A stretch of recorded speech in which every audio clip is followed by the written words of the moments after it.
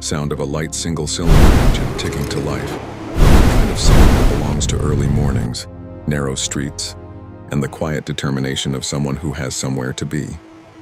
Here's something the motorcycle industry doesn't like to admit. The most important bike in any manufacturer's lineup isn't the flagship.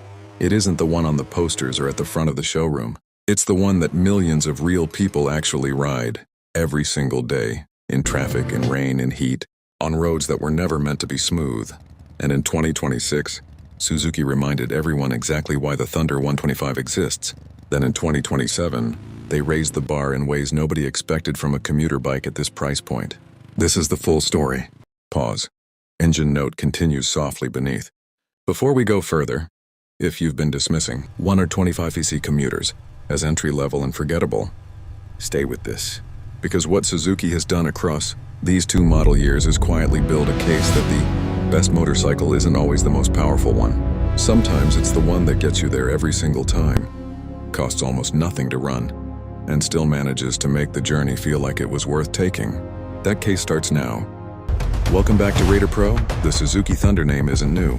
It carries the kind of reputation that gets built over years of proving itself in markets where motorcycles aren't lifestyle accessories. They're essential transport. South Asia, Southeast Asia, urban centers where fuel costs are felt immediately and reliability isn't a feature. It's a survival requirement. The 2026 model arrived as a genuinely refreshed machine, not a badge update, not a color change, but a rethought commuter built for the realities of modern daily riding. The 2027 model arrived as proof that Suzuki had been paying attention to every piece of feedback the 2026 generated in the real world. Together they tell a story about what affordable motorcycles can become when a manufacturer takes them seriously. The 2026 Thunder 125 was the first version of this bike to look like Suzuki actually wanted to make it. The muscular fuel tank gave it presence without bulk. The LED headlamp, clean, sharp, modern nose sat in a fairing that balanced the classic commuter silhouette with enough contemporary edge to appeal to riders in their 20s without alienating anyone older. The 2027 refines that identity further. The graphics package is more cohesive, less busy. The panel finish quality stepped up noticeably. The kind of detail that matters when a bike sits in sunlight every day and needs to look like it hasn't aged badly after 2 years. Small change, significant impression. Both years share the same upright riding position that places you exactly where you need to be in traffic. Commanding without being aggressive, comfortable without being slack.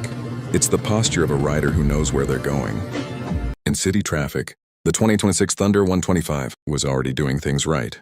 The 125cc single-cylinder engine delivered smooth, predictable power with a throttle response that felt refined rather than raw. No hesitation, no surge, just clean, linear acceleration that kept you moving with traffic without demanding constant gear changes. The reduced vibration tuning was immediately noticeable on longer commutes. After 40 minutes in stop-and-go riding, your hands weren't numb and your lower back wasn't complaining. That's not a small thing. That's the difference between a bike you tolerate and a bike you actually want to ride. The 2027 takes that foundation and sharpens it. The fueling calibration has been updated for better throttle response in the low to mid rev range, exactly where commuter riding lives. The result is a bike that feels more eager without feeling nervous. It pulls away from traffic lights with a confidence that belies its displacement.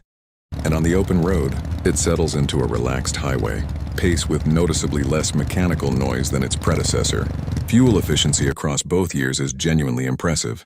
The kind of range that makes weekly fuel costs feel like a minor consideration rather than a recurring calculation.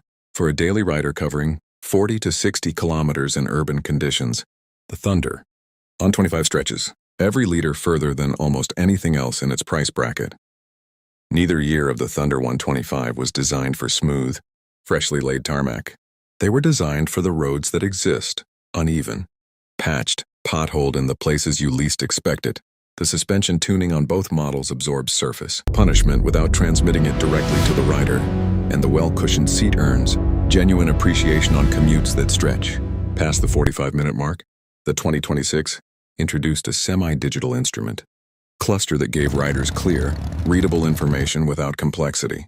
The 2027 adds a USB charging port as standard, not a premium variant exclusive, just standard equipment, because in 2027, arriving with a dead phone after a commute is a genuine inconvenience that a commuter bike should solve.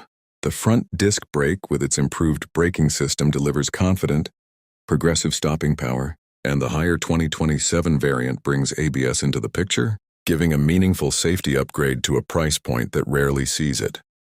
The motorcycles that shape how people experience riding aren't always the glamorous ones. They're often the ones that show up every morning without drama, carry their riders through conditions that vary from perfect to genuinely difficult, and do it without ever asking for more than basic maintenance in return. The 2026 Suzuki Thunder 125 was that bike for a new generation of riders. The 2027 version is that bike, refined with the knowledge of what those riders actually needed once they started living with it. In a world obsessed with horsepower and technology and price tags that climb higher every year, the Thunder 125 makes a quiet, powerful argument that reliability, efficiency, and honest daily performance are not compromises. They are exactly the point. So here's what I want to know. Is there a moment on your daily commute, a specific road, a specific morning, where a bike like this would change how the day starts? Or do you think a 125cc commuter will always have a ceiling on how much it can mean to a rider? Tell me in the comments. Share this with someone who's been on the fence about their first bike or their next one. And subscribe to RIDERPRO because on this channel, every bike gets the review it deserves, regardless of its price tag. Disclaimer. This script is produced for informational and entertainment purposes only. All content, including 2026 and 2027 model descriptions, feature comparisons, riding scenarios, and performance observations, is based on AI-assisted research, publicly available specifications, industry analysis, and creative interpretation. No real-world testing was conducted by RIDERPRO. The 2027 model details described are speculative and do not represent confirmed product. Announcements from Suzuki Motor Corporation. Final specifications, pricing, availability, and features may differ. RIDERPRO holds no affiliation with or endorsement from Suzuki.